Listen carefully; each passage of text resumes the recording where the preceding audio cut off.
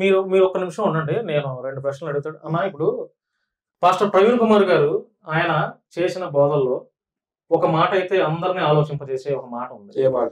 మనిషిని, ఇప్పుడు మీ ఇక్కడ కూర్చున్న వాళ్ళు మా వాళ్ళు అందరూ మనుషులే కదా, మనిషిని హిందువుగా చూడొద్దు, క్రిస్టియన్ గా చూడొద్దు, ముస్లిం గా చూడొద్దు, మనిషిని మనిషిలా చూడండి అనడం తప్ప. అది ఎవడన్నా తెలుసా? ఎవరన్నా ఏ మతాన్ని నమ్మను ఆయనకి ఆయన క్రిస్టియన్ మతాన్ని నా ప్రశ్న ఇంకా పూర్తవలా. ఆయన ఒక క్రిస్టియన్ పాస్టరు, ఆయన మా క్రిస్టియన్ యేసుప్రభుని పూజించండి అంటున్నాడా? హిందువునైనా మనిషిగా చూడండి, క్రిస్టియన్ అయినా మనిషిగా చూడండి, ముస్లిం అయినా మనిషిగా చూడండి అంటున్నాడు. ఆయనకి మత పిచ్చి ఎక్కడుంది? మత పిచ్చి ఎక్కడుంది? చెప్పండి, మాట్లాడండి. మనిషికి మనిషి చూడండి, మతానికి అంటగట్టడాన్ని ఎవరన్నారంటే అసలు దేవుళ్ళను మతాన్ని నమ్మని వాడు నాస్తికుడు అంటే అర్థం ఉంది.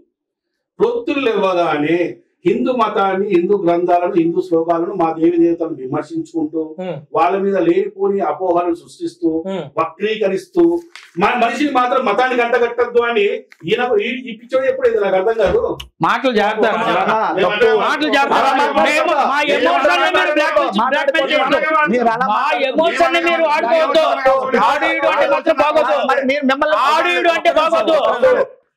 దరిద్రుడికి ఆ మాట అంటే బాగోదు ప్రసాద్, చెప్తున్నా. ఆడియుడు ఊరుకొని చెప్తున్నా.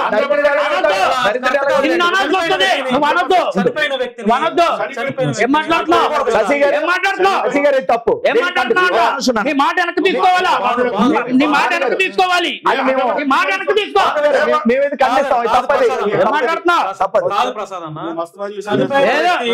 అతను హిందూ అయినా, ముస్లిం అయినా, క్రైస్తవుడైనా అతన్ని మనం ఆరోపణలు చేయొచ్చు, తిట్టడం కరెక్టా?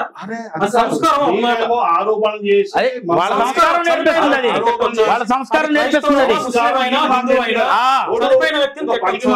మా రాముడిని, మా సీతమ్మని అట్టలేసిపో ఇట్టలేసిపో అని చెప్పి అన్నోడు సంస్కారవంతుడు.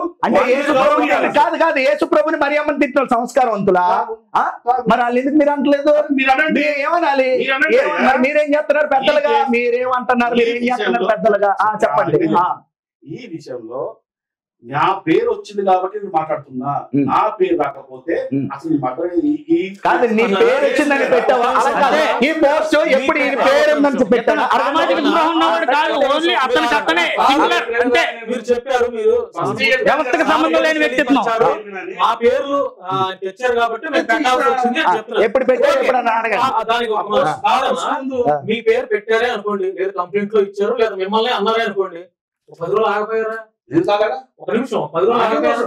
యావత్ క్రిస్టియానిటీ రోడ్డు మీద బయట వేల మంది వాళ్ళు ధర్నాలు చేసి వాళ్ళు ఆవేదనలో ఉంటే మీరు ఇలాంటి రెచ్చగొట్టే నేను ఎప్పుడు స్పందించాలో కూడా నువ్వు చెప్తే నేను స్పందించాలి. స్పందన అంటే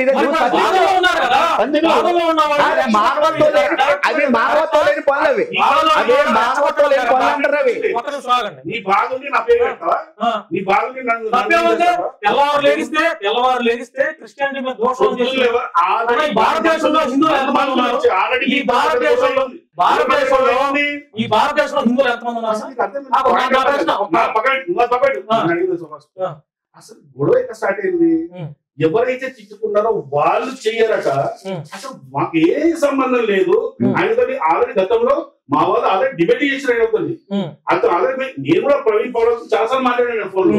అటువంటి మాకల్లా ఇంతకుముందు కూడా మేము చాలాసార్లు మాట్లాడుతున్నాం. ఒకరిని దాడులు చేస్తున్నాం. అది తప్పు, అలా చేయకూడదు కదా. తప్పది, అది తప్పు కదా. సాహిత్య పోరాటం చేయాలి. దాడి చేయడం అంటే చేతగంటాను. అది సాహిత్య పోరాటం చేయాలి. దాడి చేస్తే చేతగంటాను. అది చేయలే కదా. నువ్వు చెయ్యొద్దు కదా అని ఎప్పుడు చేస్తే అనాలా? చేయలే కదా. ఎప్పుడు చేసుకోలేదు. ప్రవీణ్ పగడాల గారిని చంపింది ఎవరంటారు? నాకేం తెలుసు. ఆయనకి ఎవరు శత్రువులు ఉన్నారు? షమీ గారి మీద రెండు అనుమానాలు నేను. నంబర్ 1 పాయింట్ మధ్యలో అసలు ప్రవీణ్ పగడాల హత్య చేసింది మీ క్రైస్తవులే. మీ దగ్గర ఆధారాలు ఉన్నాయా? ఆధారాలు కావాలి. చూపించారు. మీ పోస్ట్ పెట్టినప్పుడు ఇంట్లో చూపించారు. ఆధారం చెప్పండి. మరి క్రైస్తవులు అంటే మేమే కదా. మేమే కదా. ఏది ఆధారం చూపించారు?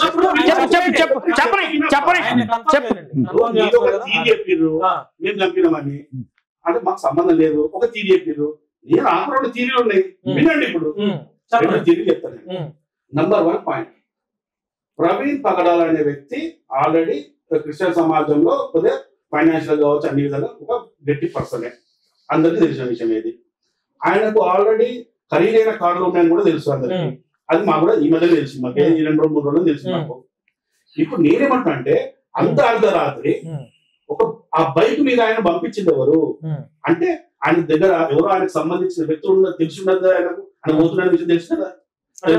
చెప్పారు కదా లాంగ్ డ్రైవ్ ఇష్టం, బైక్ మీద వెళ్తారు. అదే పిఏ తెలుసా ఆయన ఎందుకు పోయిందో కూడా మాకు తెలియదు. కార్లో వినుకుంటూ వచ్చినా అది వినిపించమంటే ప్రేమిస్తుంది.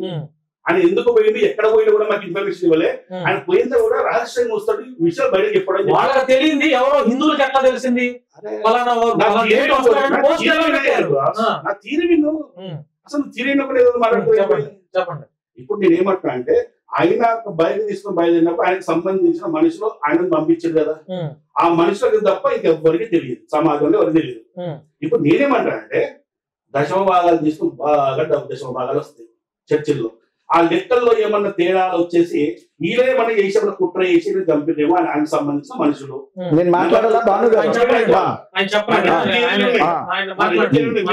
మాత్రం చాలా క్లారిటీ ఇస్తాను దీనికి. మీరేమో తీరి చెప్తున్నారు.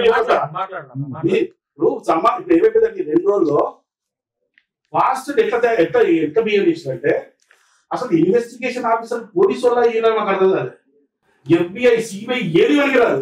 అందుకే నేను కొత్త ఒక పేరు పెట్టిన ఈ 2 రోజులకి, ఫాస్టెస్ట్ బ్యూరో ఇన్వెస్టిగేషన్ అని చెప్పేసి. ప్రతి ఒక్కరు ఇన్వెస్టిగేషన్ గురించి మాట్లాడుతున్నాడు. పోలీసులు ఎందుకున్నారు? అంత పెద్ద పోలీసులు, అంత పెద్ద ఆఫీసర్లు ఎందుకున్నారు?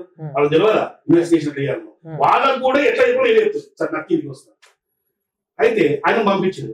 ఆ పంపించిన వాళ్ళకు ఇన్ఫర్మేషన్ ఆల్రెడీ ఉంది కదా, మరి వాళ్ళే ఏమైనా చేశారా లేదా వాళ్ళు ఎవరికంటే చెప్పేమైనా చేయించారా? ఆ దశమ భాగాలు కావచ్చు, అమెరికా ఇంకా పోయేస్తుంటాడు. ఫారిన్ ఫండ్స్ కూడా మన నుంచి బాగా దిట్టంగా ఉన్నాయి. ఆ ఫారిన్ ఫండ్స్ పంచుకోవడంలో ఏమైనా తేడా వచ్చిందేమో. అయితే క్రిస్టియన్ ఆ కోణంలో కూడా పోలీసులు ఈ ఇన్వెస్టిగేషన్ చేయాలని చెప్పేసి ఆ డిమాండ్. రెండో థియరీ, పోలీసులు ఇన్వెస్టిగేషన్ చేసి ఒక SP గారు ఒక ప్రెస్ మీట్ పెట్టారు. ప్రెస్ మీట్ పెట్టి కొన్ని వీడియోస్ డిస్ప్లే చేశారు. అక్కడ చేసినప్పుడు అందులో నుంచి ఒక వీడియో నేను ఆల్రెడీ సోషల్ మీడియా కూడా పెట్టాను. ఆయన వచ్చే అబ్నార్మల్ గా వస్తున్న విధానాన్ని చూస్తే జనరల్ ఎవరైనా కూడా డ్రైవ్ ఏమైనా చేస్తున్నాడేమో అన్న అనుమానం కలుగుతున్నది. సో ఆ విధంగా కూడా చర్చ ఉండొచ్చేమో, ఆ విధంగా కూడా చనిపోయి ఉండొచ్చేమో, చర్చ ఉండొచ్చు బాగా అనిపిస్తే చనిపోయి ఉండొచ్చేమో అనేది ఈ 2 థియరీలు ఉన్నాయి. పోస్ట్ మార్టం వచ్చిన తర్వాత రేపు ఇన్వెస్టిగేషన్ అయిన తర్వాత నా థియరీలు నేను చెప్పిన, మీ థియరీలు మీరు చెప్పారు. రేపు పోలీసులు అంతకంటే ఎన్నో హత్యలు చూసి ఎన్నో చేసిన పోలీసులు అనుభవం ఉన్నారు. అక్కడ పెద్ద మేధావులు ఉన్నారు. ఒక మాట, పెద్ద మేధావి అమర ప్రసాద్ అనుకున్నాను కానీ ఇంత చర్చ్ ఇన్వెస్టిగేషన్ ఎట్లా చేశారండి మీరు? నాకు అర్థం కాదు.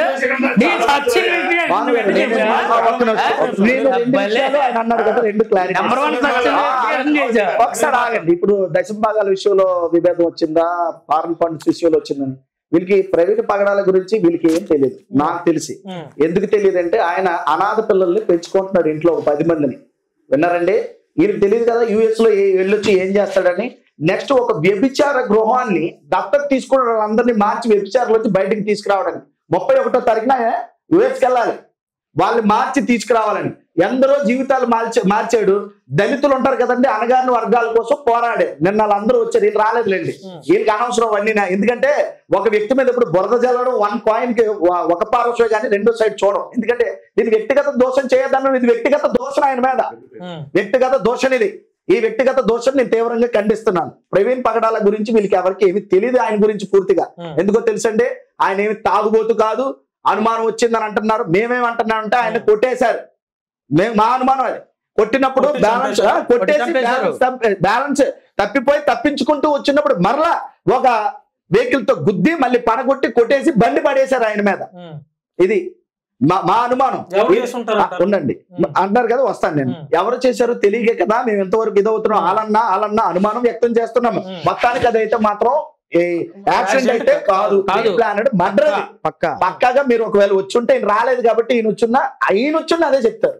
ఇప్పుడు కూర్చొని ఈయన సీట్ లో కూర్చొని చెప్తున్నా ఆయన, ఈయన వచ్చున్నా కూడా అక్కడికి వస్తే క్లియర్ గా చెప్తాడు. మొదట ఎంత కర్రలు ఉండేవి, దానికి రక్త మరకలు ఉండేవి, అవి కనపడకుండా పోయాయి. విన్నారంటే అక్కడి నుంచి వచ్చిన తర్వాత స్కిడ్ అయిపోయి పడిపోవడానికి అక్కడ ఏమి ఆధారాలు కనపడలేదు. మొఖం చిదిగిపోయింది. ఇవన్నీ కూడా 1 by 1. ఇక్కడ ఛాతి మీద ఒక బూట్ గుర్తు లాంటిది ఒకటి కనబడడం జరిగింది.